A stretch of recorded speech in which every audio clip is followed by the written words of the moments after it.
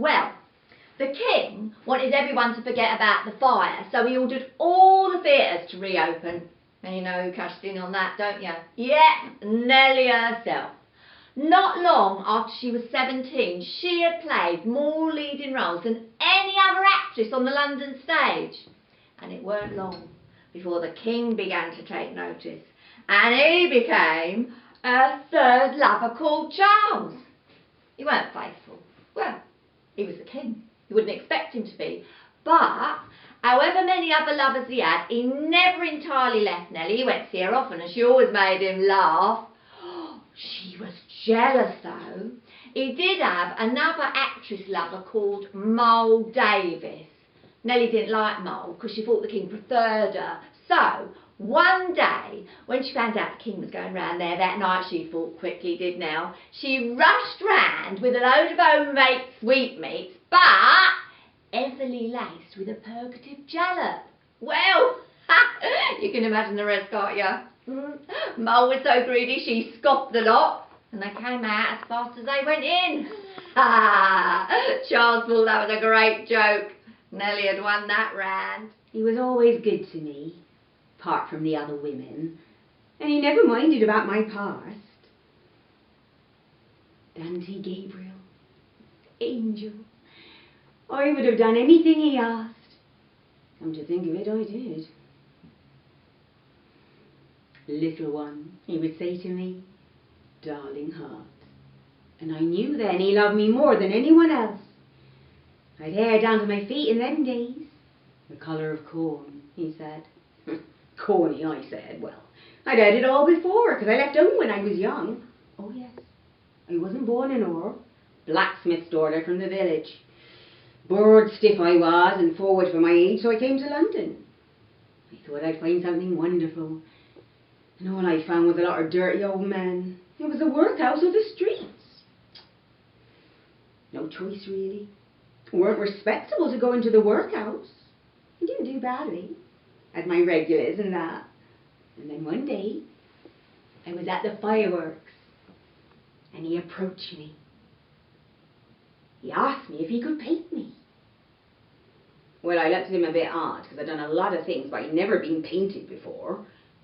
And then he said he was an artist. And there was I thinking he was a pervert. And I looked at him, and I saw that he was beautiful.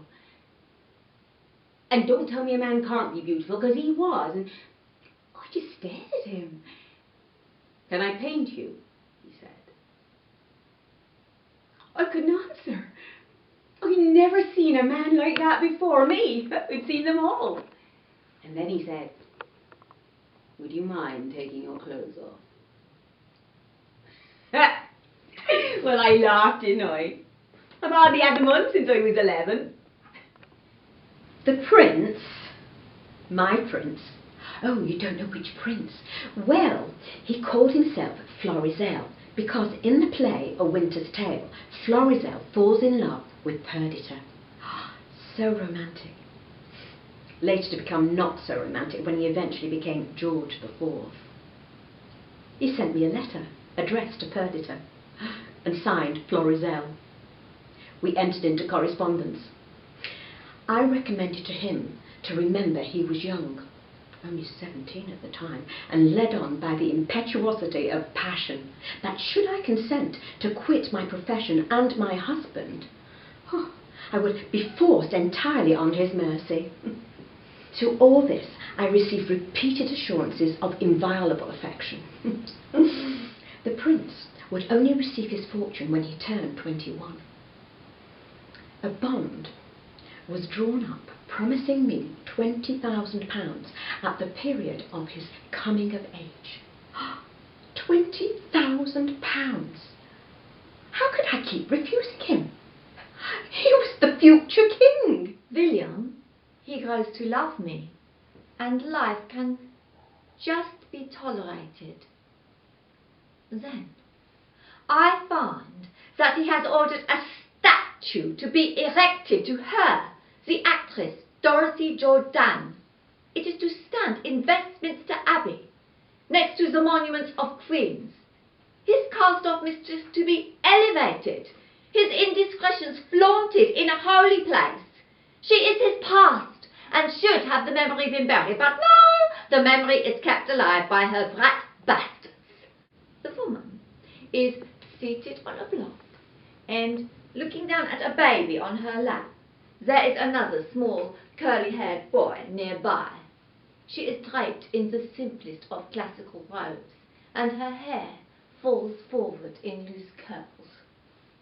She looks more like a Renaissance Madonna than the actress whore that she is. He was so depressed, haunted by Lizzie, who was taking chlor and drinking whiskey. It was making him ill. That Gabriel was mad was but only too true, and nobody knows that better than myself. He was walking by the river one summer afternoon when he saw a group of fishermen. Well, he was convinced they'd insulted him, and he flew at them like a raving maniac. I decided to spend more time in London with William and the children. Oh, you must understand, Gabriel was so difficult to live with, and I no longer felt any passion for him. The rows of empty chloral bottles convinced me he was a hopeless drug addict. He returned to Shaney Walk. I spent one afternoon with him, and then I never saw him again. Oh, I did write a letter, but I'm afraid there wasn't any room in my life for a hopeless drug addict. I found another man to worship my beauty, and Gabriel became a memory. All this attention meant that our invitations increased, and it wasn't long before my fame reached royal ears.